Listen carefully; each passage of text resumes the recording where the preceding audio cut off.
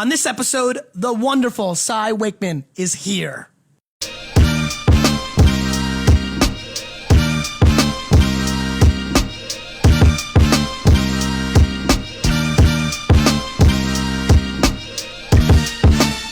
Hey everybody, this is Garyvee, Nerdchuck, and this is episode 266 of the AskGaryVee show, and I'm gonna go right to the punchline, right to it. I meet a shitload of people, just an enormous amount, more than almost everyone.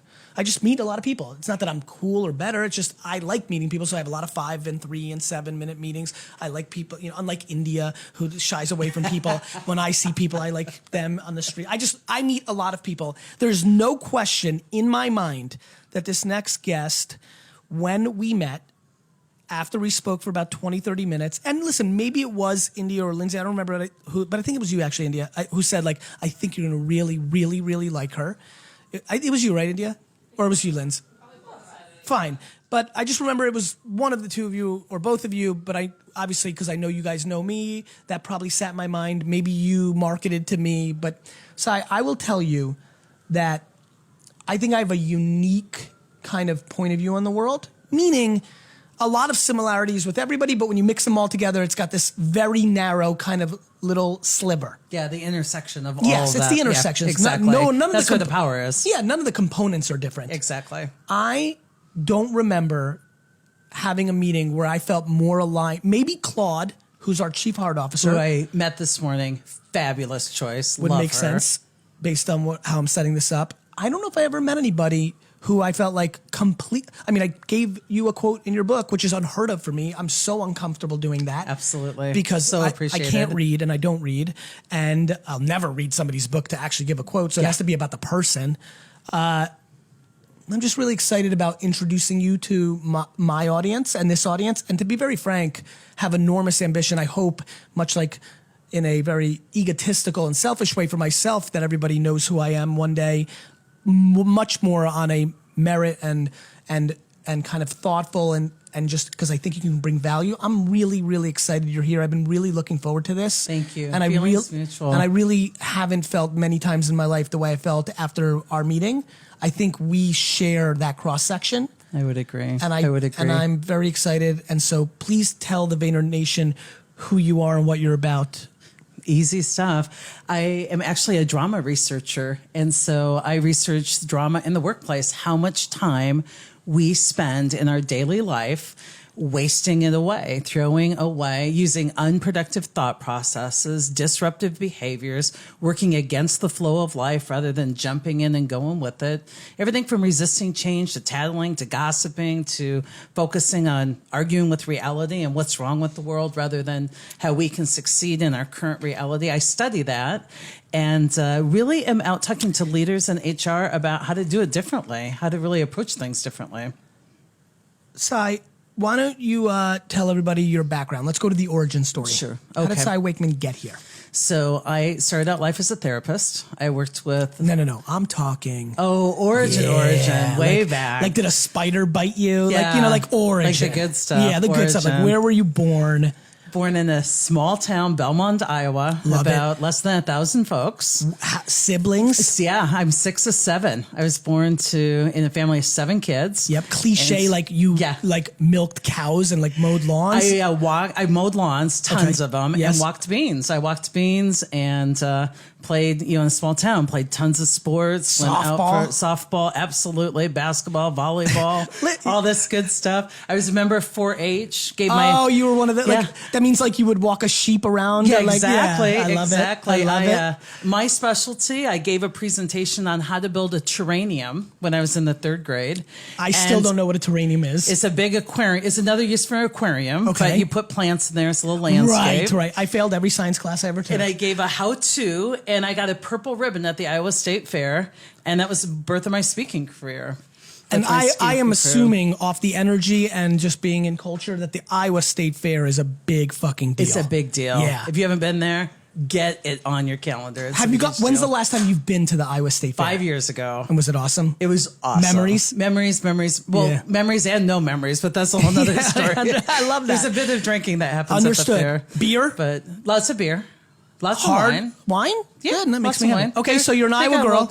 Iowa girl. Weird thing that happened to me when I was 3 years old. I choked on a sunflower seed. Was in the hospital for months. They could not figure out that thing had fallen into my lungs. They did 2 trachs. I actually was in Mayo Clinic, and I was the first kid they used the lighted scope on. Could not figure out. Told my parents I probably wouldn't survive, and literally walked around with a buzzer I hit to talk. When I was little, relearned how to talk, and it's just ironic I'm a speaker today. So that's interesting. Yeah, isn't that fun? You feel that ended up being an advantage for you because you had to learn how to communicate in different ways?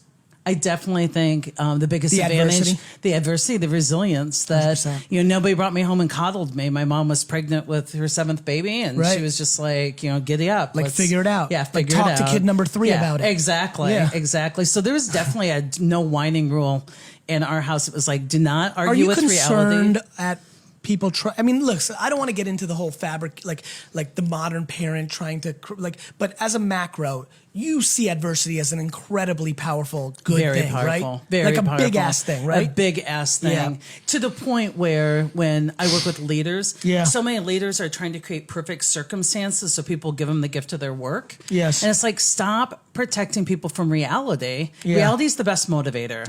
And if you soften it for me, I don't get good information about what works and what doesn't work. You just prolong my agony. Yes, I understand. Okay, so what happened next?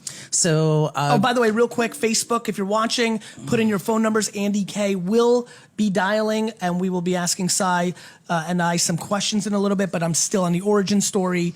Talk to me about the high school years. The high school years.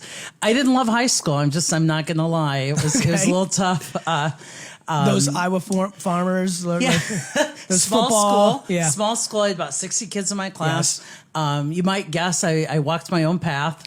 And so were you an outcast of the 60? I was a little bit of an outcast. I was somebody who was kind to every group. And so because I was really kind to everybody and I just wouldn't do the divisive thing, I was a bit of an outcast with the popular ones. Of course. I almost made a statement like going to the table that no one else would go to and just talking and learning their story and just figuring out what life is like outside of my lens, not what life is like from my view. The single best thing that ever happened to me was I also had that in my head and had that want to do. And my best friend in the world and the guy who runs Wine Library, if I showed you a picture of Brandon Warnicke's high school picture, I love Brandon so much I don't want to blow up his spot right now, so I'm going to transition. But that is, it's really funny. I was in South Carolina on a book tour, and one of my friends from high school, who's also happened to be easily the top two or three, we all know this about high school, top 2 or 3 most popular guys in the school.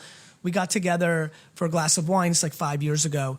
And it was so fun because he literally, a lot of the stuff that was happening with me was happening, but nowhere close to what's going on now.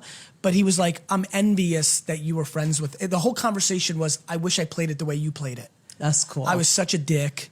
I was like, I love that he's self-reflective. Oh, that's the power. That's so cool. Incredible. But it was interesting like how obvious it is to all parties of if you can just become friends with everybody in high school and actually mean it, you've got it's really a nice foundation for the rest of your life. Well, it's a lot of practice too in getting beyond the story. So many people just believe everything they think. They never question what they think. They never question the story that other people tell you or you tell yourself. And it's get beyond the story.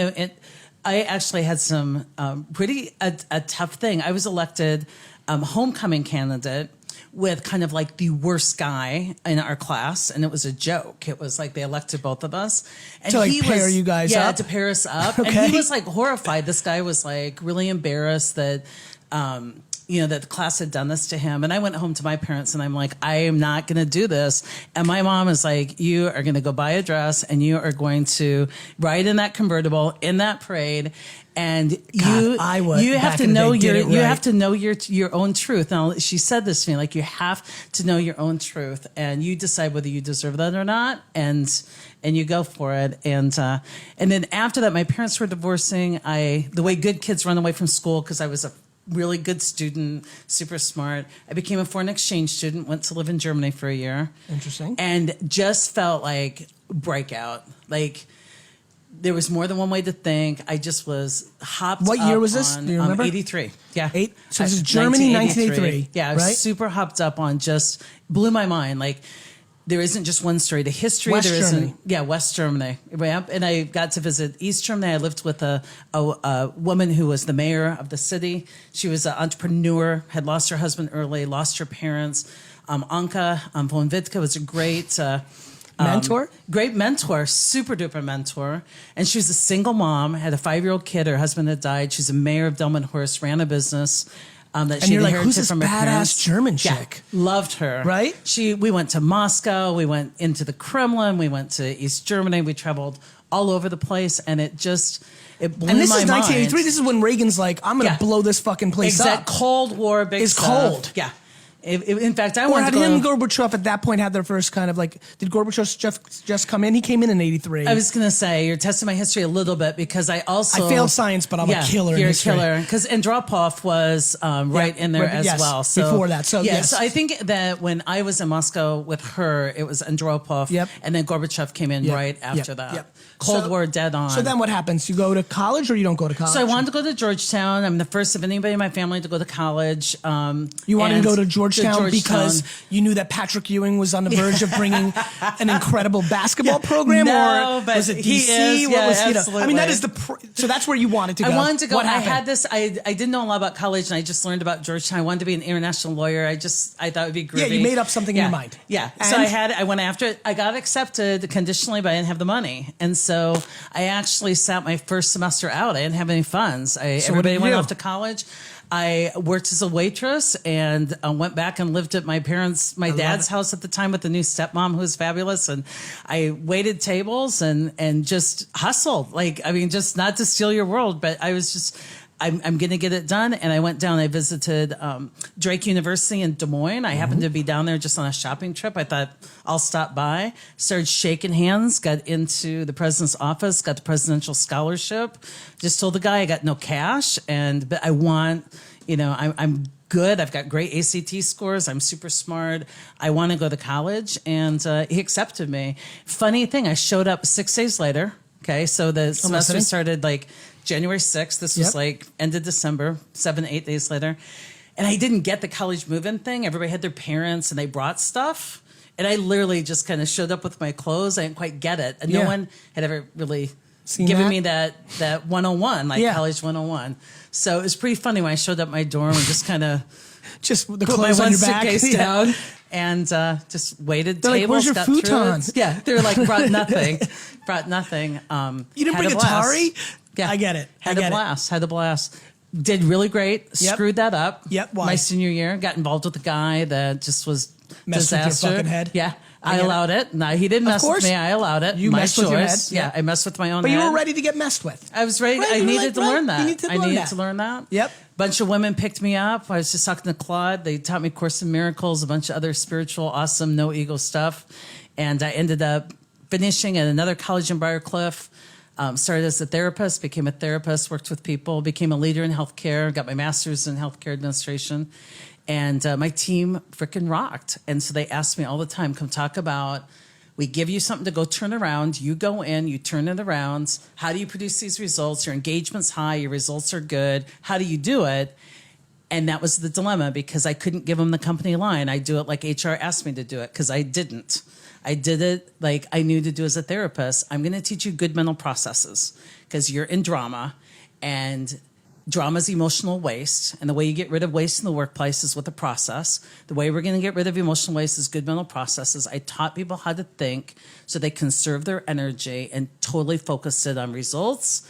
And what makes you successful also makes you happy. It's like the same thought processes. And so it's accountability. It's all about accountability. But accountability isn't like whose butt's on the line. No. Accountability, the highest form of accountability is being accountable to the truth. Period. Right? So if I have a story that I'm not editing and I'm actually believing everything I think, I agree with it and buy into my story. If you think Karen is destroying you. Yeah. Then Karen is destroying you. Bingo. With your permission. And that's why I question everything. Somebody walks by me, doesn't say hello. I can make up a story that they're rude since they got that promotion. Or I can just question everything I think. Go, all I know is walk by, no hello, conserve my energy, go create what I want to create. I literally think things like, well, maybe their mom got diagnosed. Yeah. I'm always optimistic. I'm always too. like, well, their mom got diagnosed with cancer last night. I know that doesn't sound optimistic, But but I never think it's me. Me. Yeah, because I'm not that important. Let's face it. Like, By it's the not way, me. that's how I It's feel. not me. I really, it's so funny.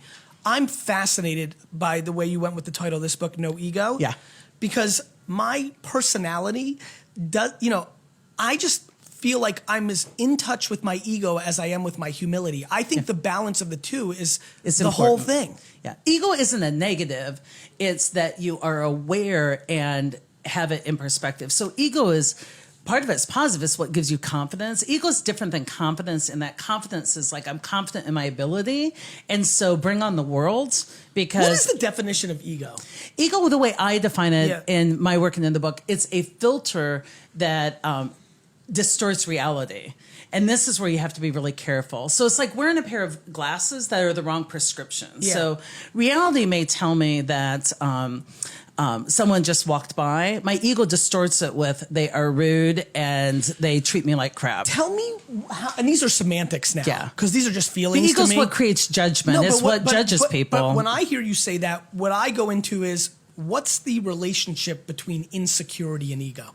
Oh, hi. Because for me, when you said that, I'm like, no, that's insecurity. That's insecurity. Right? And is that the gateway to ego? By the way, these are the intriguing Exactly. to set a framework to semantics. Because for me, it's just weakness, right? When I see people puffing, I feel bad. Yeah. I'm like, oh, they're fucking broken.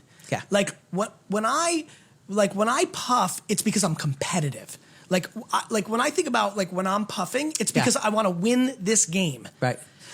But when I see it a lot, it's like, oh, you're doing that to hide that you're so beatable. It is, but the deal is puffing is with motive and judgment. I'm puffing, putting myself above you.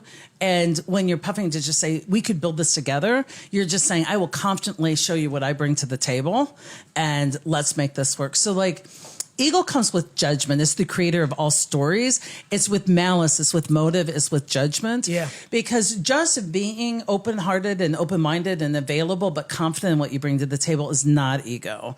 Ego is the writer of all stories. That I think is confidence. That I think is being settled into the work you have to do in this world and accepting your mission in life. Once you've accepted your mission. What is it? What is it where you feel that you're emotionally unbeatable? I'm very fascinated by this one thing that's been on my mind. That's the ultimate freedom. See, freedom is when there's nothing left to lose. Yeah. Why do I feel that whether you think I'm the greatest, there's plenty of people that literally are like, you're the greatest because of my communication style and distribution. Yeah. And then people that are like, you're a charlatan and you're the worst, right? Yeah.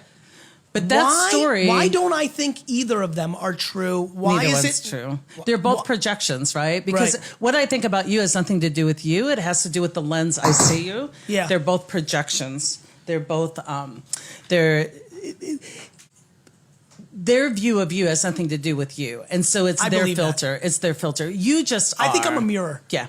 You are a mirror. And that's why a lot of times when I come into organizations, people get really ticked when I talk about accountability because I'm just mirroring to them. I'm bruising their ego. See, your ego, here's the weird thing about your ego is it needs to stay angry to stay alive. And so it has to stay irritated about almost anything. And your ego protects you from what's true. Yeah. So if you're into what's true, there's no harshness. Like I always tell people, reality isn't the source of your stress. The story you make up about reality is the source of your stress. You know, it's so funny. Reality is just a thing to be in. The market is the market. It is what it is. It is what it is. Like I'm a big fan of it. It is what it is. Yeah. Because that's where if we're debating, if I'm right or if you're right on this thing, good news. Yeah. Let's just not debate. Let's just see what it looks like in 3 years. Exactly. Like I'll see you at the fucking finish line, Charlie. Yeah.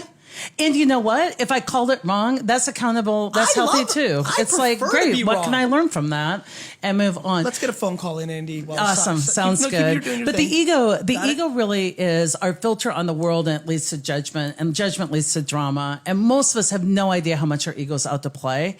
And we don't even realize, we think we are seeing the world as it is, but until you realize your ego, you don't have the freedom. And so when I work with people like in No Ego, there are these, you can create these workplaces where it's beyond ego. Like, I don't have to teach you to be innovative or collaborative. I don't have to teach you that. That's your natural state once the drama's gone. 100,000%. Yeah, that's your natural state. So, 100,000%. and so a lot of people want Gary. me to teach that. Go for it. No, I think it was Google Voice.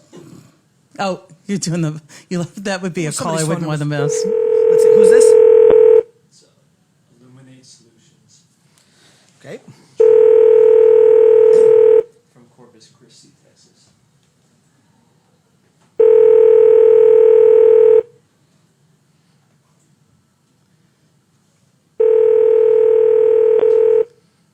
Come on, Drew. Don't miss your chance. let's I mean, do this it. is a once in a lifetime. So. I'm here. Drew, you did it. Good. Yay. Drew, how are you? I'm doing well. How are you guys? Very good. What's your question for Cy or I? Well, it was actually for both of you. I'd like both of y'all's takes. I currently, my 9 to 5 is an IT director for a small municipality. Being in that setting, my question is a lot of decisions about workflow and direction and things like that from an executive level, even higher than myself, are typically very small town, politically motivated. I typically try to steer clear of that, but what do you do when you're backed into a corner, kind of forced to choose a side? What's the best way to diffuse it? That was kind of That's my an question. awesome one. It's a great question. Yeah, it's a great actually. question. It's a really you good going one. first? You want me to jump Go ahead. in? Go ahead. First of all, part of getting rid of the drama is watching your language. And so if you're saying things like, I'm forced into, and how do you avoid getting forced into, you just don't have to agree with that. You're not forced to do anything. The best place for you to stay is in neutrality, not because you're trying to, not be brave or pick a side, but because your job is to facilitate. And so you really watch your language. And so when somebody's like, oh my gosh, we got 3 projects dumped on us, you just ditch the drama. You're like, we have 3 new projects. Tell me more. And you're just always translating. And if people are feeling like they're forcing it, what I want you to do when they want to force opinions, it's usually because they're talking about blame, like who's to blame or whose fault is this or who's wrong and who's right. What I want you to do as a leader, you manage energy, not people or ideas, is you manage energy away from why we can't to how we could. And so what you do is you just say, rather than, figuring out whose part or whose piece or whose side, what I want to do is let's talk about what we want to create and let's talk about how we could get there. Because you are the manager of the energy. And so when you get into politics is just relationships with drama added. So if you want to even change the word of politics and just get into relationships. And instead of picking sides, it's just like, I'm going to seek to understand and seek to add that which is missing. And it's a really Zen way to move through it, but you're always listening for what people know and then listening for what they don't know and then asking them if they might be interested in hearing another way that could be more inclusive. And then that way you move into just naturally selling your ideas. Drew, right? Drew, I think there's a couple interesting things that I want to add on top of that, which I agree with. Number one, Cy's right, but as we all know, and I know she knows, there's other people in the equation. Absolutely. And so, Ruthie could, you could give her all this, doing the right thing, and she's still not going to respond to it. Rick is not going to respond to it. One thing I always tell people is doing the right thing is always the right thing. Always. Like what Cy just said. Just continuously always doing that and realizing that's the only thing you actually control is very liberating. It's so liberating. You're not debating or you're just staying the course on that truth.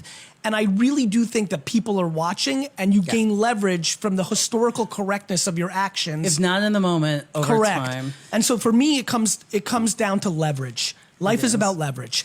And be careful of your own judgments because once you're judging, you're not helping. I always tell people, stop judging, start helping. Once you go, oh, they're trying to be political or they're playing games, judgment. When you're judging, you're not serving, you're not adding value, you're not leading. This is just someone talking through an idea with you. Stay neutral and just try and focus everything you got on what can we create for the small municipality and how we're going to get there. And people know from that repetition that that's really the only way to engage engage with you. I think what's super important on the leverage front, Drew, is the following, which is, let's talk about what we're talking about here. You have a job, and it sounds like you'd like to hold on to it, at least for right now. Otherwise, you wouldn't be holding on to it, right? So to me, here comes the leverage. If you're doing what Sai's telling you and doing it the right way, people are seeing that you aren't, whatever you want to call it, choosing sides. To your point, I don't like thinking of it that way. Just you're doing the right thing. The truth is on your side. You're you have the right intent. You're trying to execute the right way. Everybody is seeing that. If your organization is festered with small town politics, over time, the municipality has advantages over a business, but people are going to leave. People are going to do things. Like, things will happen. There'll be turnover. My intuition is you're going to have leverage with those people that leave, and the good ones are going to want to bring you into their new world. Absolutely. So that was leverage. And the number two thing you should be doing, and everybody should be doing this, is you should also be creating leverage for you to have options and getting job offers or starting your own thing, so that if you get there to Thursday and you just are fucking tired of the 139th time that you had to listen to Pam and Jerome debate about something, you should just say, you know what? Today's the fucking day. I'm going to work at this other place's IT. See ya, Jerome. See ya. But Gary, that's so important, because I tell people, stay in peace, like stay and do this stuff and use your leverage, or go in peace, like stay in joy, or go in peace. The but there's no third option. There's no so third many option. people stay and judge and stay and sabotage and stay and They're complain, part of the problem. And they're part of the problem. They're part of the because, problem.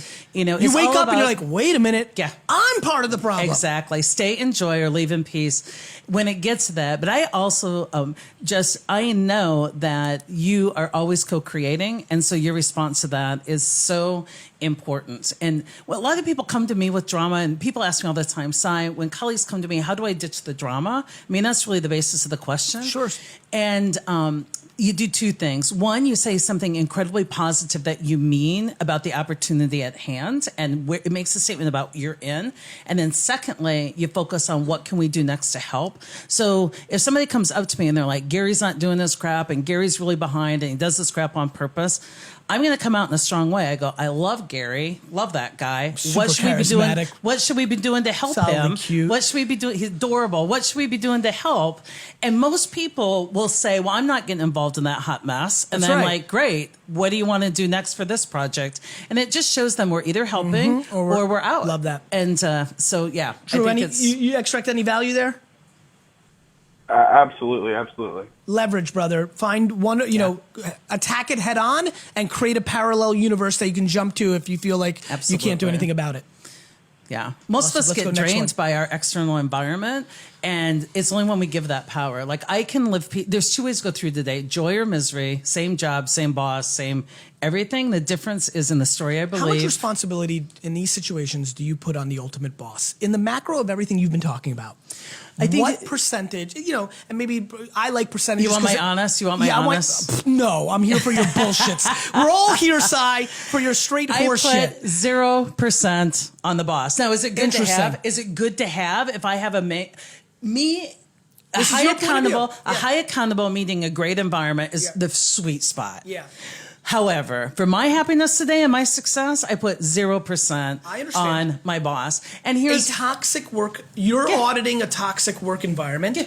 You are putting 0% on the CEO. You're putting it on the collective of everybody. I'm putting on the individual at I hands understand. because they're the ones That's in a front of me really that need coaching. It's funny.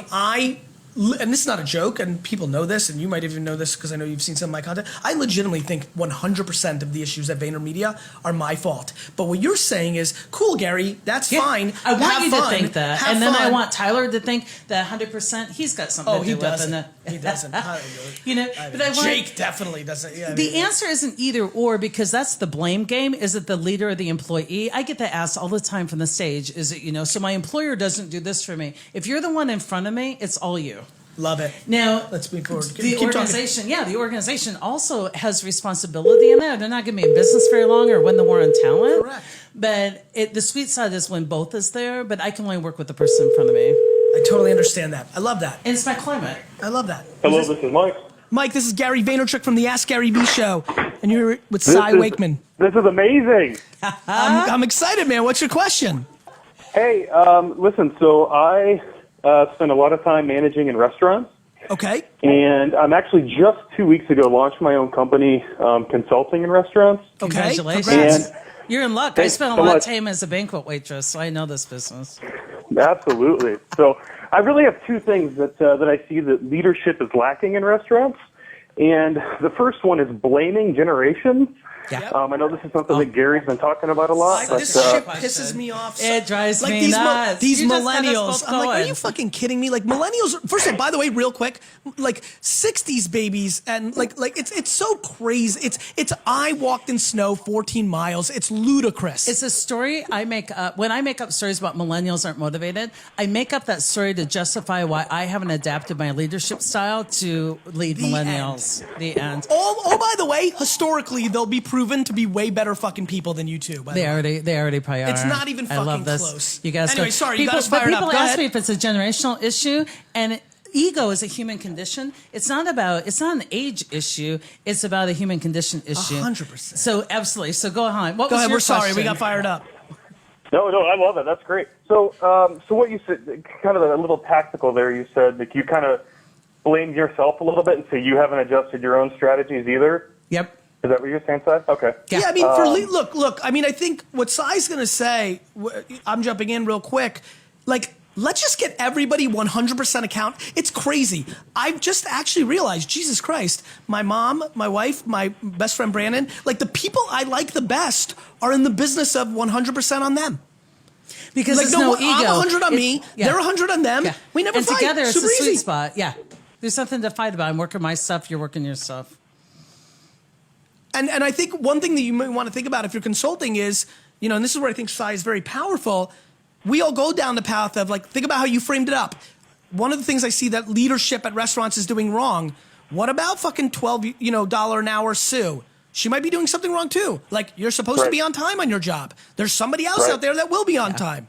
Like it's the world's not against you. Like like it is.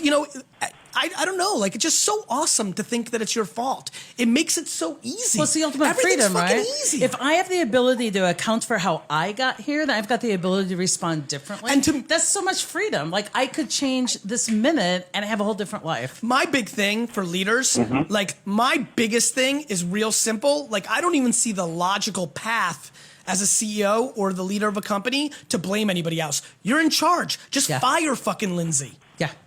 Yeah.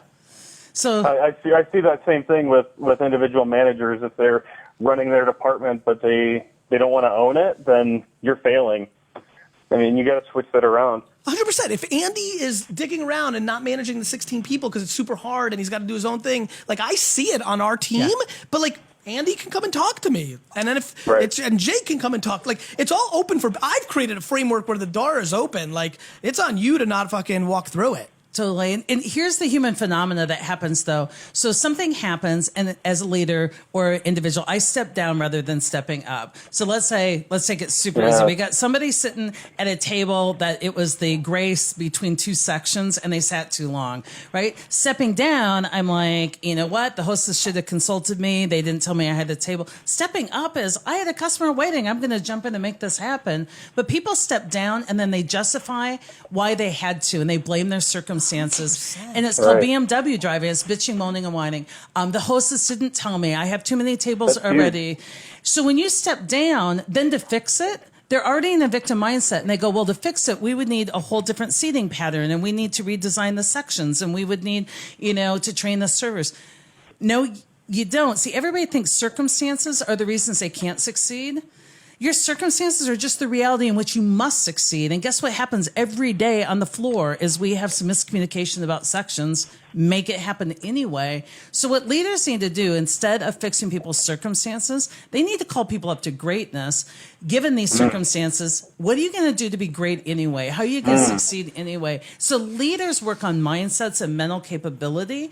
And when people want their circumstances fixed, leaders grow the people so that they can create magic in the circumstances. The ultimate freedom is my circumstances. It's none of my business how they are. I can 100%. succeed anyway. And that's the freedom you're talking about. Like, I know I can win anyway. My big, that's exactly right. And then for everybody who's listening, why are you giving the mental leverage to other people that are controlling your shit? Totally. My biggest thing, I think this is out of competitiveness. As I'm sitting here, I'm like, fuck, man. The reason I don't complain or do that shit is because I'm not fucking gonna give you the fucking satisfaction that you have any fucking say in how this is gonna play out. Yeah. Fuck you, teachers. Fuck you, Yeah. like the current political, correctness. Like, fuck you. Yeah. Like, who's in charge of me? Me. Yeah. Like blaming someone else is literally the ultimate loser move of a human being. Right. I And just we gotta really be believe careful. that. There's a centered fuck you, and then there's a fuck you that still has blame in it. So when people are like, fuck you, I'm gonna conquer you through violence, and you cheated me, I'm cheating others. That's not what Gary's That's talking ultimate about. weakness. Yeah, that's the ultimate weakness. The fuck you is really, I call it immunity. What if you were bulletproof? What if I could walk in? And that's the problem with engagement right now is everybody's focused on what can I give my people so they'll give me the gift of their work. I'm like, engagement is a choice. Happiness is a choice. Your happiness is correlated to your accountability level, not your environment. So then people go, so you're not into engagement. I go, I love engagement. When high accountables meet awesome workplaces, You get quadruple engagement. yeah, I'll buy them whatever they want. You know what I'm but into? I'm not going to try and buy Sai, the love of a low accountable. Sai, what about alternatives? Because to me, it's about alternatives. Like, every time somebody comes in here after I've done every move on them, honey, vinegar, accountability, I'm like, bro, go do something else. Yes. What Yeah. the fuck are we doing here? Yeah. I was born in communist Russia. VaynerMedia is not communist Russia. Go Yeah. fucking work at Ogilvy. Go work at Dunkin' Donuts. You're such a big fucking shot. Go fucking paint. I don't give a fuck. Yeah. And the key about that is, and that's where our styles are a little bit different because I'm just a little more like, hey, love you, and don't let the door hit you in the ass. Like, By the way, but your heart is big. I know. Let me go throw you different. under there. No, let me give you the real answer, and they all know it.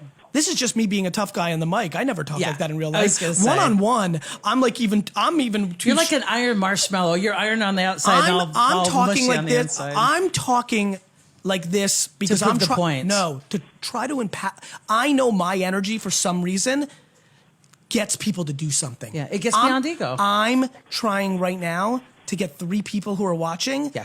I want to be their shield to get them to do something. And through that rant that I just gave, Yeah. I'm hoping they're like, yeah. Might wake it up. In real life, You'll with resonate. Andy and D. I've met you in real life. Like in real life, you're a teddy bear. I'm like, I'll be honest with you. I need to be a little bit more I actually need to be more like this life. Yeah. Because I do naturally want to help because I think I'm so good. I have so much to give. Yeah. I'm so settled. Yeah, you're blessed, and so you want to give I feel more. it's a mix of guilt and responsibility. At reality-based leadership, we And talk gratitude. about we're going to interrupt your thinking, then the truth will reveal itself, and then we settle your mind and move you forward. What was the second question? Yeah. The second one is, do you think that the current state of whether it's management or development doesn't allow enough for problem solving or for allowing people to fail and figure things out themselves? That there's maybe too much corporate structure or structure fail-safes to prevent, whatever is defined as failure? I've actually studied this, and is an there's a lot of it interesting one. This in my is an new interesting book. one. Yeah, because I don't want to get into blame, but let me tell you phenomena that are going on. So in the last 10 years, most big corporations have over-rotated on engagement, and they're working hard to buy people's love. But engagement without accountability will create entitlement. And so we've just over-rotated on engagement. Engagement's great, but engagement without accountability creates entitlement. The second thing that's happened Major historic flaw of mine. is what? I am an entitlement creator. In a way, 100,000%. Yeah. No and question. we learned that, right? I We have learned that. absolutely started the process of adjusting myself in the last 18 months. I am the amount of entitlement that I have created at VaynerMedia for people that have been around long enough is an absolute flaw. Even in India. I love that you know that. Your team will tell you every once in a while, I'm like, I want to help Gary not create entitlement. It but is- you've adjusted the course. Listen, it's funny listening to what you think is important. My interest in never believing in my own bullshit is far greater than my ability to bullshit myself. I am very aware. What I don't like to do is make assumptions, or there's a lot of things you believe in that when you go into an organization, there's slight variances of it on the reality of the situation. Yeah, absolutely. That's the mix, when right? I recognize the entitlement aspect, I just don't want to do the cookie cutter execution of how to fix it, because there's a million variables that I'm aware of. Oh, there is, and it's got to be organic. Just the philosophy, document, not create, is why I, fell in love with the whole philosophy of VaynerMedia. It's like, because it's organic. 100%. And the other thing to figure out why this is happening is what we have done is we have really screwed up in our HR and our leadership philosophies, and I really dismantle that. And I don't just disrupt in the book, but I absolutely tell you how to do it differently. And let me explain. Like in the last 5 years, how much pushback are you getting? From the HR community? The HR community, 10 years ago, I got tons of pushback. I've been preaching this for quite a while. Yep. And now the HR community is like so hungry because they know their way's not working. Yep. They're like, amen, sister, amen, sister. So we're just coming up. Now there's folks that are pushing back. I get some hate mail. You know that. You put a book out. It's like people are after it. But most people are. Do you love that? I'm going to be honest. How do you I'm going to be roll? honest. I got to manage my energy around that, because when people write in, I probably feel just misunderstood, because if you talk to people go, well, I would hate working for her. And that gets me, because I care a lot about creating an amazing work environment. And when I first started doing a lot more document, and you get those comments online, I just don't read that much anymore online. What about, I apologize to interrupt, what about the notion of being historically correct? Does that give you solace? Absolutely. To me, so in the moment, it hurts, but where I take myself, I go, keep your energy focused, because I know this stuff. I was sent here on a mission in this lifetime. That's how I feel. And it's to help people get the thinking back on track. Because we've spent more than ever on leadership development in the last 5 years. Engagement has stayed completely flat. Something's not working where we're developing all these employees. And the drama has increased from 2 hours to 2.5 hours a day. I did this research that showed that the average person spends 2.5 hours a day in drama, arguing with reality, going, this is sick and wrong. This is absolutely ridiculous.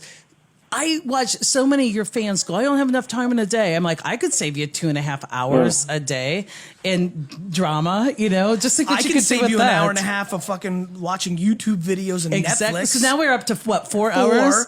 And then, I'm going to... 816 hours a year per person in every restaurant. Do the math. Times their salary and benefits is completely wasted. And here's why, because we're teaching the wrong things for leaders. Even...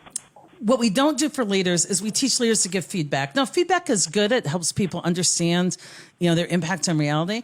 But self-reflection is where it's at. And so not only that, I really want to jump in here real quick, because it's important to me. The whole feedback conversation has to be talked about. Feedback is politically jaded and totally. is weighted. And a lot of times the leader It's who's your giving own the ego. feedback is giving feedback predicated on holding back that person because they've hit their insecurity zone of this is my top. Yeah. And if I let this person exceed over, feedback is loaded. It's loaded. It's and so the loaded. first thing, the ego's got to be a place, the leader's got to be a place of no ego. Leaders have to do their work to operate at a higher level of consciousness, so they aren't walking around with motive, trying to, bring people down. But after that, feedback isn't that powerful because of that. So I say keep feedback short, like one sentence or less, and self-reflection long, because the power of a leader is not what we tell people, it's what we get people thinking about. Mm-hmm. Love it. So, Sy, do you use the opportunity, open-ended questions? Maybe it is just getting really, really specific at the end of a shift. Hey, how did you think your first bartending shift went? And just let that go and then let them spill to you? Yeah. What I love is not let them spill, because I say things like, don't keep an open door. I know Gary keeps an open door, but the open door can be a portal for drama. People just coming by and complaining. Of course. And it's like... But for me, it's like, this is fun to debate. Like, it's teaching people how to use you, because the average person doesn't come in to bitch and moan and whine to you. They've heard a show or two. Listen, there's so much to this, right? First and foremost, this gets into macro, right? First, all of us, have to be self-aware. Yeah. You have to know how you are put in a position to succeed. And the way you get self-aware is self-reflection. And our workplaces don't promote self-reflection. The main role of a leader is to get you self-reflection. self-reflecting. So let's say that you are at the end of a shift, right? It's like I maybe have heard from a customer some feedback that you need, but instead I get you self-reflecting, I would say, table 21, talk to me about how you think that went. And they're like, I think it went great. The customer was an asshole, but I think it went great. And it's like, here's what I want you to do. Over the next day, I want you to come back to me with 3 things you could have done differently that would have changed that outcome. Yep. That's an assignment for self-reflection. It goes beyond your ego. It drops you back in. Because if you ask an open-ended question, people tend to just vent. And venting's the ego's way of avoiding self-reflection. And self-reflection is the first step in accountability. It's fucking accountability. But self-reflection is the foundation of accountability. It's a gateway to it. It is. It's the foundation. How do we just hypnotize everybody to be completely in a mindset that it's their fault? You know what? I think when you ask me the responsibility of a leader, because that's a designated group of people, I can teach them how to use self-reflection. So let's say that you come up and I hear from somebody that your behavior in a meeting limits conversation. So instead of me telling you that you're a jerk in meetings, I'm going to say, somebody who cares about you, let me know that something you can develop in next is your body language at meetings. I hear that the way you show up inhibits conversation. But then I do something really important to unhook the ego. I go, don't take my word for it. Check it out for yourself. When you're in a meeting, put your camera on, turn it towards you on your phone, and then watch yourself later. Then you come to me with what you found out. So I always want to bypass the ego, and most feedback ignites the ego. And so we teach leaders techniques to get back to the bigger part of your brain through self-reflection. It bypasses that ego. It gets you out of the crap. So the hypnotic effect you're asking for, Gary, is having techniques for leaders to move right beyond the ego of yours into self-reflection, and then you're going to come at it from a place of no ego and actually learn something and make some changes. Mike, thanks for calling, brother. Yeah, thank you so much. Sai, how has been, you're a client of Vayner Talents. Yeah, absolutely. Forget about Best decision I ever made, not sucking up. Yeah, absolutely. Lynn's excited because I was excited. I was excited when you're firing Lindsay because I'm like free game, right? Yeah, I'm exactly. picking her up. Lindsay, you're mine. Lynn's, congrats, you win. Can you take India too? Sorry. And so, Sai. Yeah, package deal. I date India. No, I'm kidding. I would. On a very serious note. I think I date her boyfriend. Yeah, I think you do. I think we're getting picked off here as a couple. So on a serious note, let's take the Vayner Talent part out of it because that's not what I really want to go. It's not commercial for it. Talk to me about how it's been to produce a lot more content. Be much more out there, the serendipity of volume of content that is organic and true, the DJ. What have you learned? What have I learned? What have you learned through the Vayner Talent process that you came in known, you had book, you had speaking, so you came in, came in as a New York Times bestseller. Right, you came in further along than some.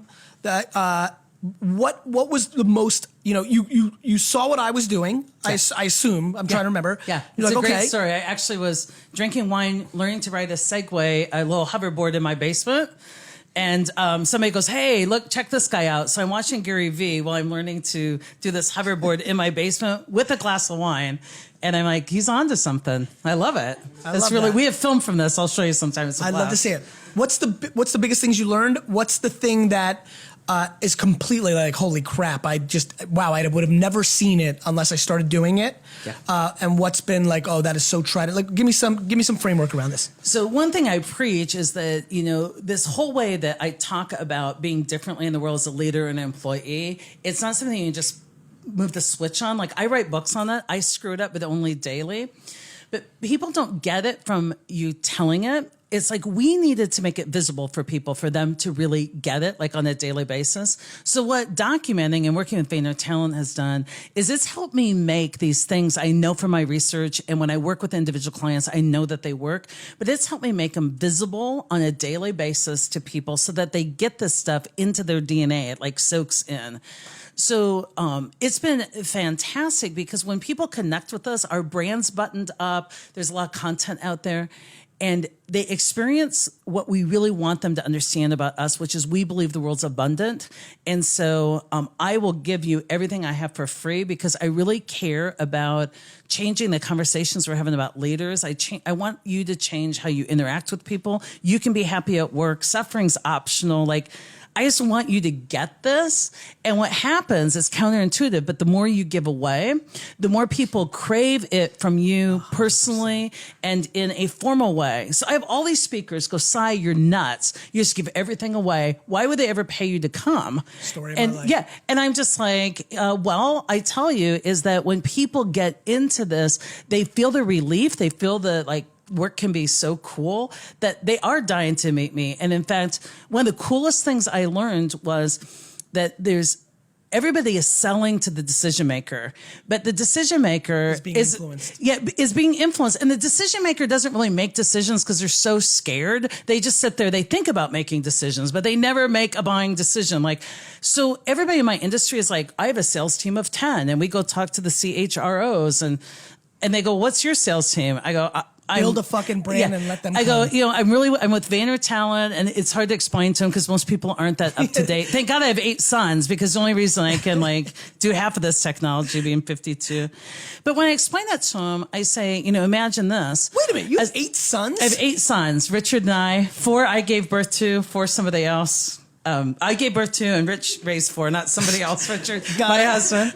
So we have 8 together, ages 26 through 14. So when you talk about this next generation, I am like, are they competitive?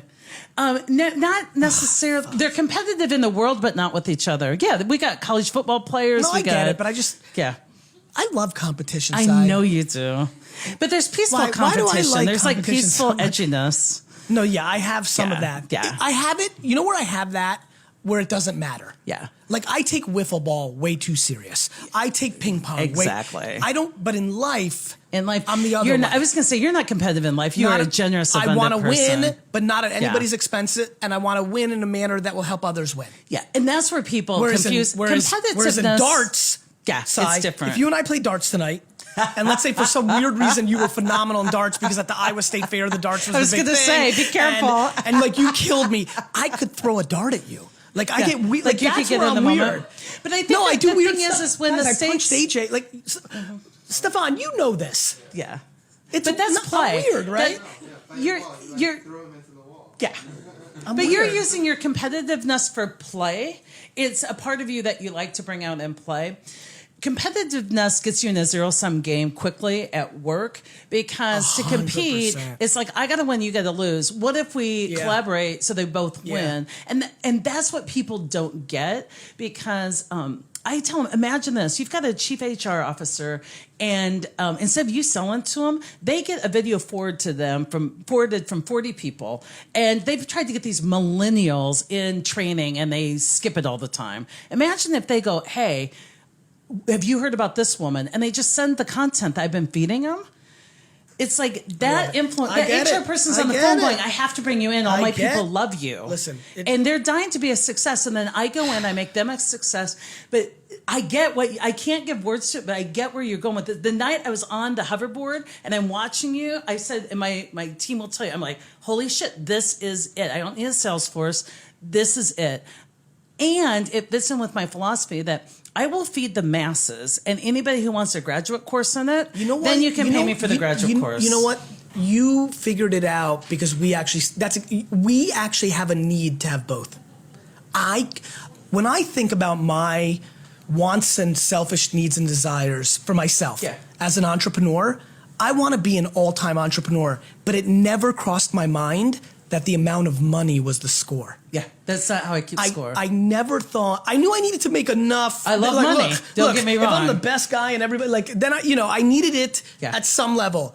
But the impact on the next generation of entrepreneurs to do it the right way, honey empire, right? Honey empire. If people can conquer their mindsets and figure out the entrepreneur mindset, the no ego mindset, and I can help with that in the world, Kill me now.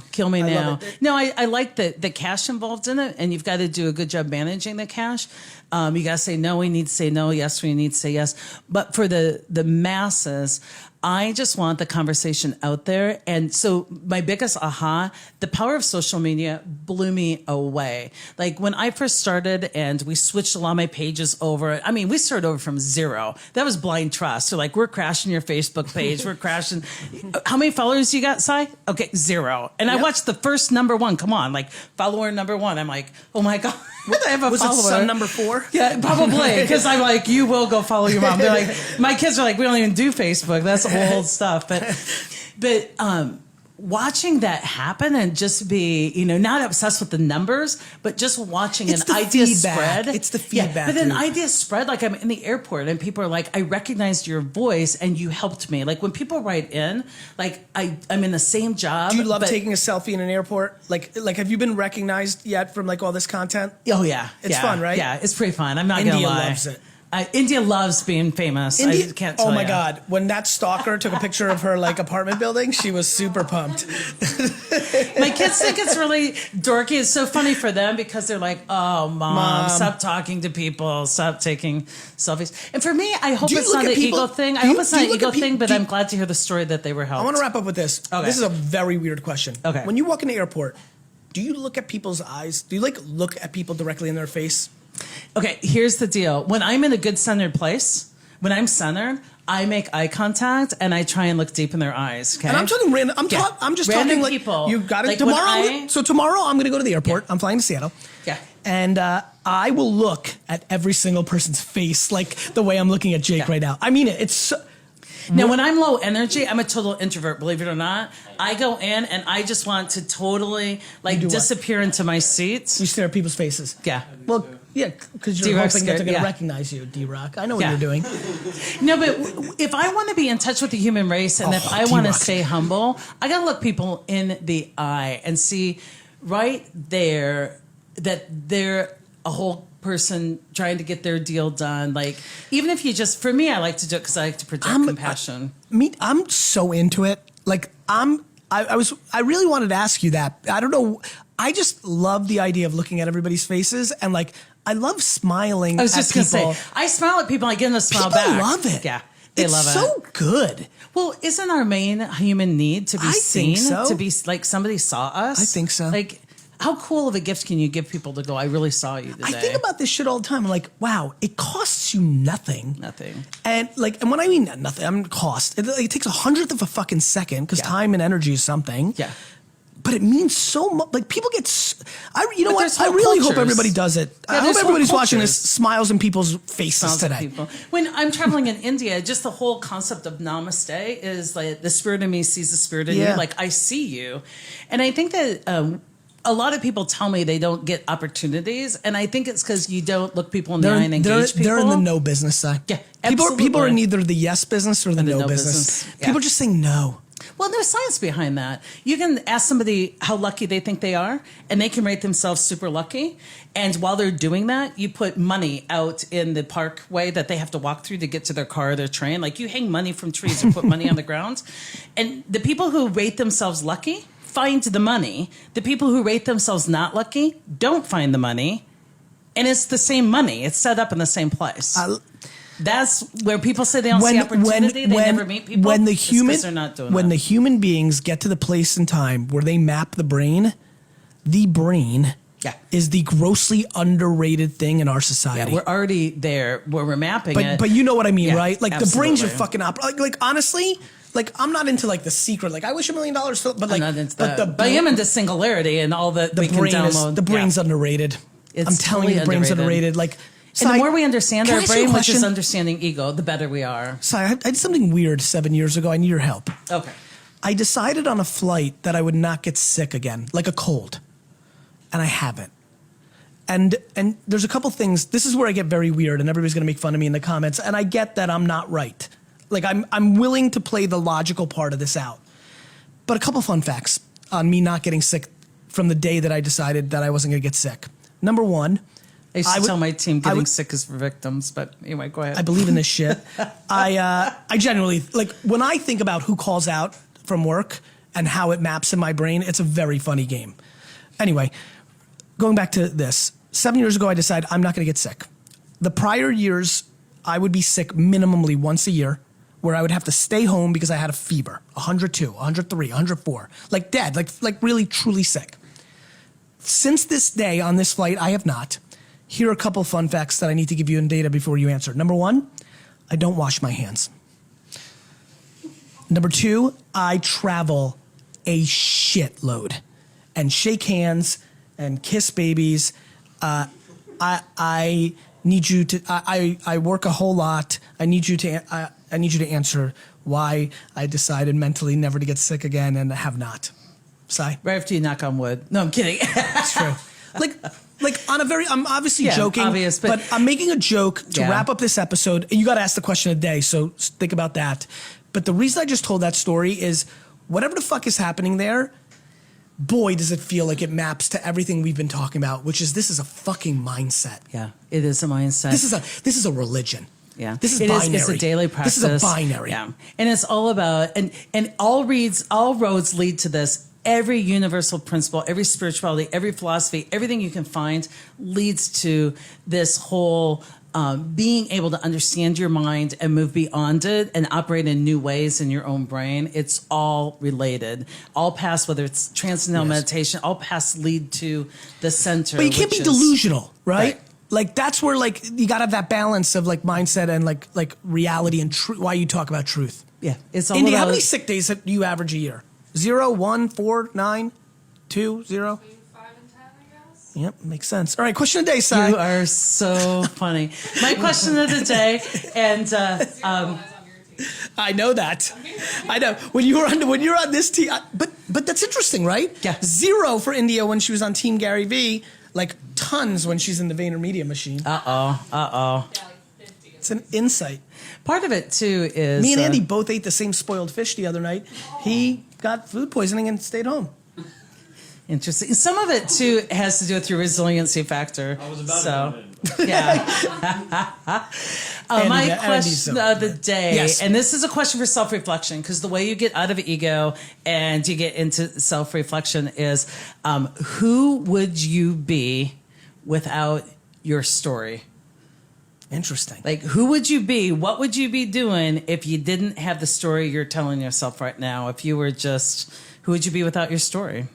That's a really difficult thing for people to separate themselves from the narrative they have in their own mind. You need to everybody needs to meditate on that for about 2 or 3 weeks. Yeah, that's an interesting one. Doesn't seem like we'll get as many comments right away on this one, but we'll see about. Do I need a better one? Sai, Do I need a better that's one? That's a tremendous one. Sai, this was super enjoyable. Maybe the best for me. question is, what book should you buy next? Yours. Actually, you know what? Thank you for doing that. It was the last thing I did want to do. Is the book out? The book comes out Tuesday. Awesome. But now's the time to punch in those pre-orders. Slam. Are you hustling? Are you right hooking? Are you like, yeah? How you feeling? I'm feeling super strong. You are? In fact, we learned a new quote in our team this week. We had some training, and it says, "I feel so strong. I feel too strong to war with mortals. Bring me giants." I love that. So I feel too strong to war with mortals. Bring me giants. So you're feeling hungry and excited and excited, and grateful. And is it going well? Yeah, it's going great. Good pre-sales. We've already good? pre-sold. We're reading into about 8,000 right now. Oh, which real is, number. Yeah, that's good For stuff. you. So we're hoping to hit the list. You never know. But what I'm feeling Is the most list more of like a fun little lightweight competitive thing for totally you? fun lightweight. Yeah, I've been on it. You don't give a fuck about it the didn't list. change my life. But it's like a fun. No. it's like it's an author It's thing, like me throwing right? a dart at your face, right? It's like it's a fun competitive thing. It's another deal. Yeah, It's understood. another deal. But what I'm mostly feeling right now is I've done the work of the book. The universe is going to take it from here. You know, like what it does. It finds its way. You know but what? I'm feeling mostly grateful. I'm grateful for your support and endorsement of my work. On that note, team, Linz, I want to buy 500 copies of this book and put it at the lobby of VaynerMedia. Oh my God, Gary, that's amazing. Making sales. Unbelievable. Love it. I love you. Thanks Thank you for so your much for being on order, the show. You're welcome. You keep asking questions. We'll keep answering them. Awesome.